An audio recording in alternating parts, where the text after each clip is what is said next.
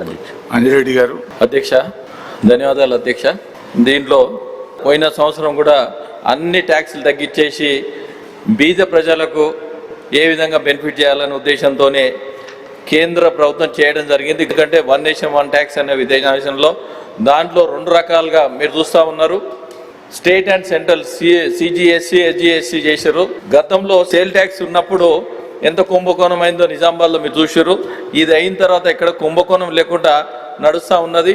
అదేవిధంగా steel cement అన్ని రేట్లు తగ్గించి నిత్యావసర తగ్గించిన వాస్తవం. అదేవిధంగా మొన్న ఎక్సైజ్ డ్యూటీ కూడా తగ్గించి డీజిల్ మీద పెట్రోల్ మీద డీజిల్ మీద ఏదైతే ఉందో 10% ఉన్నది 0 వరకు చేసి 10% తగ్గేది. పెట్రోల్ మీద 13% ఉన్నది చేయడం జరిగింది. వ్యాట్ కూడా తగ్గిస్తే కూడా మాట్లాడడం జరిగింది. అంజిరెడ్డి గారు. అధ్యక్ష, ఈ పెట్రోలియం దాని మీద ఏదైతే వ్యాట్ వేస్తూ ఉన్నారో 2014 నుండి కూడా 28 to 30% వేస్తూ ఉన్నారు.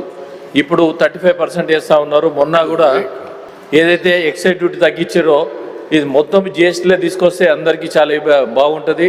ఈ వ్యాట్ రూపంగా ఇష్టం వచ్చినట్టు పెంచుకుంటూ పక్క రాష్ట్రంలో డీజిల్ పెట్రోల్ తక్కువ ఉంటుంది, మన రాష్ట్రంలో ఎక్కువ ఉంటుంది. నిత్యావసర సరుకులు పెరుగుతూ ఉన్నాయి. దీన్ని పెంచుతూ ఉన్నారు. ఈ వ్యాట్ వాల్యూ యాడెడ్ ట్యాక్స్ ఏదైతే ఉందో గతంలో ఏదైతే 2014 28 నుండి 30% ఇప్పుడు 35% ఉంది. దాన్ని తగ్గిస్తే పెట్రోలియం, ఎందుకంటే ఎక్సైజ్ డ్యూటీస్ కేంద్రం తగ్గించడం జరిగింది.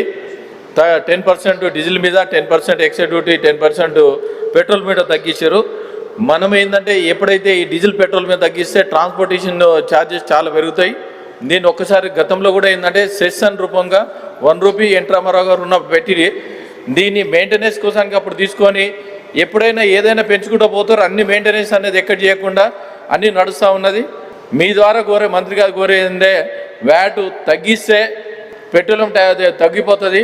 ప్రతి ఒక్కరికి ఏంటంటే నార్మల్గా రాబోయే రోజుల్లో నిత్యావసర సరుకులు కూడా తగ్గడానికి ఆస్కారం ఉంటుంది. తెలంగాణ గవర్నమెంట్ 2047లో $3 trillion రావాలంటే ఫస్ట్ ఇన్ఫ్రాస్ట్రక్చర్ డెవలప్మెంట్ చేసే దాని మీద పోవాలని, అదేవిధంగా రేడియల్ రోడ్స్ ఏవైతే ఉన్నాయో గతంలో ఏదైతే చేసిరో అది కంప్లీట్ చేయాలని, అదేవిధంగా ఈ మున్సిపాలిటీల విషయంలో తీసుకుంటే మున్సిపాలిటీలో డబ్బులన్నీ వేస్ట్ అవుతూ ఉన్నాయి. Under ground drainage amount east west north south పోతూ ఉన్నాయి.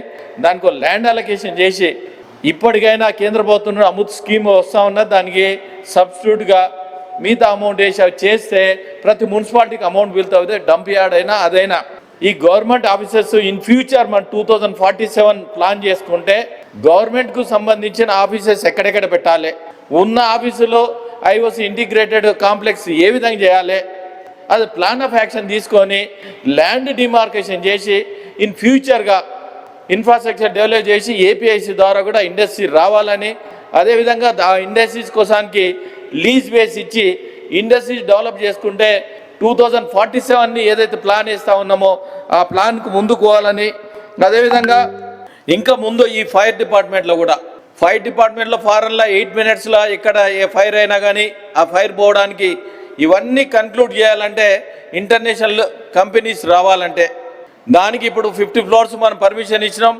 ఎక్కడ ఫైర్ డిపార్ట్మెంట్లో 50 floors దాకా పోయి ఆర్పే మిషన్ లేవు, కనీసం 12 floors దాకా పోయి మిషన్ లేవు. మొన్నటికి మొన్న ఒకసారి సికింద్రాబాద్లో అయితే 8 మంది ఆడపిల్లలు చనిపోవడం జరిగింది బాత్రూంలో ఉండి ఐటీ కంపెనీలో. ఇవన్నిటికీ ఇన్ఫ్రాస్ట్రక్చర్ మనం డెవలప్ చేసుకుంటే రాబోయే రోజుల్లో స్టెప్ వేయడానికి రోడ్స్ అయినా ఇంకా దీనికి సంబంధించిన అండర్ గ్రౌండ్ కేబుల్ కూడా వేస్తా అని చెప్పారు. ఈ అండర్ గ్రౌండ్ కేబుల్ వేయాలంటే ఇవన్నీ చేసుకుంటా ముందుకు పోవాలని మొన్న నేను టీజీపీఎస్సీ చైర్మన్ దగ్గరికి పోయి కూడా లెటర్ ఇవ్వడం జరిగింది అధ్యక్ష. దాంట్లో ఏమైంది అధ్యక్ష, యాక్చువల్లో ఆడ వీళ్ళు ఒక జీవో పాస్ చేస్తే ఆ జీవో పాస్ చేస్తే మిగతా కూడా అది నోటిఫికేషన్ ఇవ్వడానికి ఉంటుంది అధ్యక్ష. అదేవిధంగా నేను పోలీస్ డిపార్ట్మెంట్ డీజీపీ గారి దగ్గర కూడా పోయి ఇవ్వడం పోయింది అధ్యక్ష. దాంట్లో ఎస్ఐలు ఉన్నారు, కానిస్టేబుల్ ఉన్నారు, దాన్ని సపరేట్ పెట్టుబడి చెప్పడం జరిగింది అధ్యక్ష. అదేవిధంగా 2014 నుండి హోమ్ గార్డ్స్ కోసానికి ఎక్కడ ఇంతవరకు సెలక్షన్ కాలేదు, అది కూడా పెట్టడం, అది కూడా చెప్పడం జరిగింది అధ్యక్ష. నిరుద్యోగుల విషయంలో మీ ద్వారా మంత్రి గారు కోరే ఏంటంటే మరి వాళ్ళకి ఇస్తారా ఇవ్వరా, లేకుంటే 0 calendar రిలీజ్ చేస్తారా?